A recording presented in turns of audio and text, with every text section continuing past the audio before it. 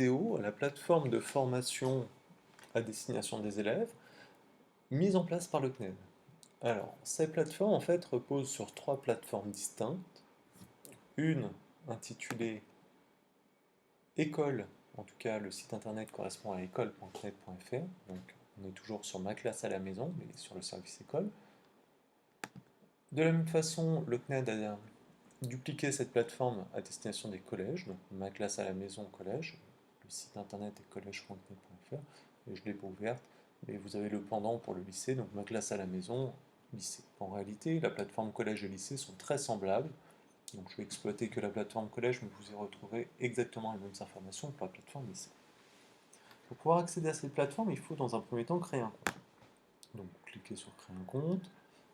Vous avez les conditions générales d'utilisation ici, la politique de protection des données ici. Donc je vous engage à la lire avant d'accepter. Ici, rien de très compliqué, un nom d'utilisateur, un mot de passe. Un gros point d'attention toutefois, faites attention à choisir le profil utilisateur enseignant ou chef d'établissement. Vous n'aurez pas les mêmes droits en tant qu'élève ou en tant qu'enseignant ou chef d'établissement. Donc pensez à bien saisir enseignant ou chef d'établissement, cela sera primordial pour la suite. Adresse de courriel, si vous choisissez un compte enseignant ou chef d'établissement, il me semble qu'il est préférable d'utiliser son adresse académique. J'ai déjà un compte, je ne crée pas un second compte. J'accède à la plateforme collège. J'ai un texte introductif et puis je constate que des cours me sont proposés. Ces cours s'appuient sur les classes du niveau de collège, donc 6e, 5e, 4e, 3e, et puis le pendant pour la SECPA. L'origine du CNED est de mettre à disposition des cours, donc par ces menus, vous allez accéder au contenu proposé par le CNED directement. Vous pourrez retrouver des activités, des propositions d'évaluation, de tests qui vous sont proposés par le CNED. Je vous suggère d'en prendre connaissance, de les exploiter ou non, de faire le tri.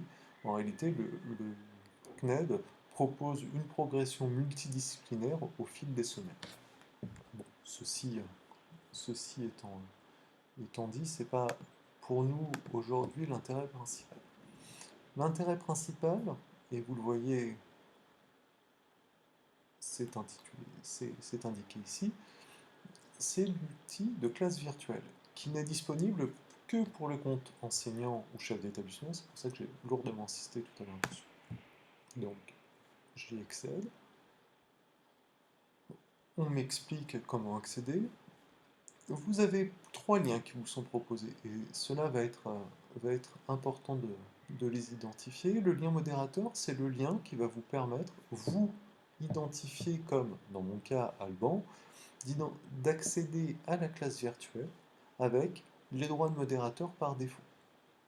Un second lien qui est un lien vers la salle d'attente en tant qu'enseignant. C'est-à-dire que le CNED, suite à plusieurs débordements qui ont eu lieu l'année dernière, a mis en place une salle d'attente sur laquelle à laquelle les élèves vont accéder et se connecter, et l'enseignant va donner le droit ou non à l'élève d'accéder.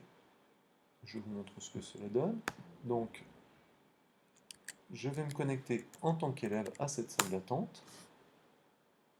Voilà. Donc, ceci. Et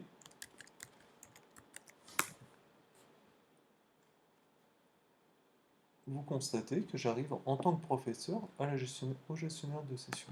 Alors là, la plateforme apprécie peu, parce que je suis connecté d'un côté en tant que professeur sur la plateforme, et je rejoins la salle d'attente d'un côté en tant qu'élève, et de l'autre côté en tant que professeur.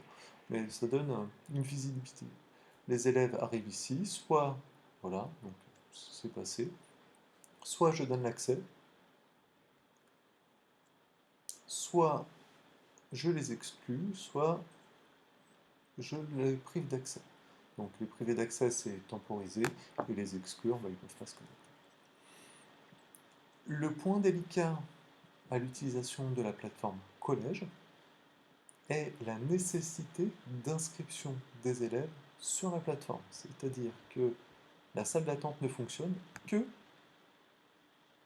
il y a eu un souci, mais malgré tout ça fonctionne, que si vous êtes identifié. Ici, vous avez vu, Alban Goulet est apparu alors que je n'ai jamais saisi mon nom et mon prénom. C'est bien parce que je me suis connecté en tant qu'Alban Goulet. Et cela en collage peut être problématique parce que demander une inscription à un service pour pouvoir accéder à ce service, vous n'avez pas la garantie que cela se fasse facilement, que les parents soient d'accord. Donc, ce que je vous suggère de faire, c'est de ne pas utiliser